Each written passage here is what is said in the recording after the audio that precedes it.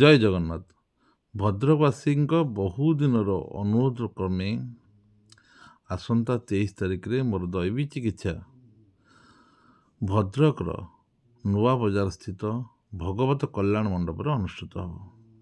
ତେଣୁ ଆପଣମାନଙ୍କ ପାଇଁ ଆଉ ଗୋଟେ ଖୁସି ଖବର, ଯେଉଁମାନଙ୍କର ରୋଗ ଦୁଃଖ କଷ୍ଟରେ ପୀଡ଼ିତ ଆସନ୍ତୁ ଥରେ ନୂଆବଜାର ସ୍ଥିତ ଭଦ୍ରକ ମୁଖ୍ୟ ଚିକିତ୍ସାଳୟ ନିକଟରେ ଥିବା ଶୁଭମ ନର୍ସିଂ ହୋମ୍ ସମ୍ମୁଖରେ ଭଗବତ କଲ୍ୟାଣ ମଣ୍ଡପ ଆସନ୍ତା 23 ତାରିଖ ଡିସେମ୍ବର ମାସ 23 ତାରିଖ ମୁଁ ଆସୁଛି ଭଦ୍ରକ ନୂଆବଜାର ସ୍ଥିତ ଭଗବତ କଲ୍ୟାଣ ମଣ୍ଡପ। ଯଦି ଆପଣମାନଙ୍କର କିଛି ରୋଗ ଦୁଃଖ କଷ୍ଟ ଅଛି ଥରେ ଆସନ୍ତୁ, ନିଜ ଆଖିରେ ଦୈବୀ ଚିକିତ୍ସାର ଚମତ୍କାରତା ଦେଖନ୍ତୁ।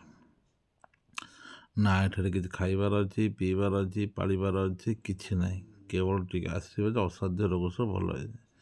ଯଦି ଆପଣମାନଙ୍କର କିଛି ରୋଗ ଦୁଃଖ କଷ୍ଟ ଅଛି ଥରେ ଆସନ୍ତୁ, ନିଜ ଆଖିରେ ଦୈବୀ ଚିକିତ୍ସାର ଚମତ୍କାର ଦେଖନ୍ତୁ।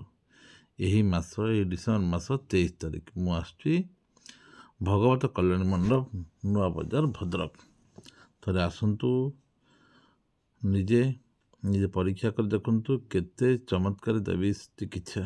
ଆପଣମାନେ ଜାଣିଛନ୍ତି ଦୀର୍ଘ 13-14 ବର୍ଷ ହେଲାଣି ଶହ ଶହ ସଂଖ୍ୟାରେ ଅସାଧ୍ୟ ରୋଗରେ ପୀଡ଼ିତ ରୋଗୀ ମେଡ଼ିକାଲ ଫେରନ୍ତା ରୋଗୀମାନଙ୍କର ଆମ ପାଖରେ ଭିଡ଼ ହୁଏ। ଆଉ ଆପଣମାନେ ଜାଣିଥିବେ ଏଠି କିଛି ଖାଇବାର ନାହିଁ, ପିଇବାର ନାହିଁ, ପାଳିବାର ନାହିଁ, କିଛି ନାହିଁ। ଟିକିଏ ସ୍ପର୍ଶ, ଟିକିଏ ଭଗବାନଙ୍କ ଆଶୀର୍ବାଦରେ ଅସାଧ୍ୟ ରୋଗ ସବୁ ଭଲ ହୋଇଯାଏ। ତେଣୁ ଆପଣମାନଙ୍କୁ ଅନୁରୋଧ, ଦୟାକରି ଭିଡ଼ିଓଟି ବାରମ୍ବାର ସେୟାର କରନ୍ତୁ।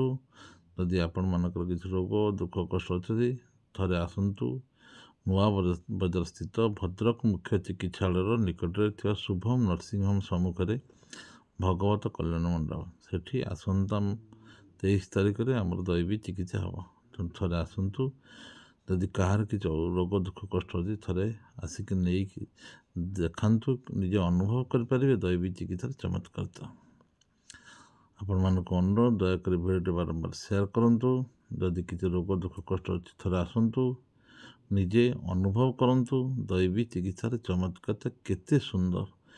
ଏଠି କିଛି ଖାଇବାର ନାହିଁ, ପିଇବାର ନାହିଁ, ପାଳିବାର ନାହିଁ, କିଛି ନାହିଁ। କେବଳ ଟିକେ ସ୍ପର୍ଶ, ଟିକେ ଆଶୀର୍ବାଦ, ଅସାଧ୍ୟ ରୋଗ ସବୁ ଭଲ ହେଇଯାଏ।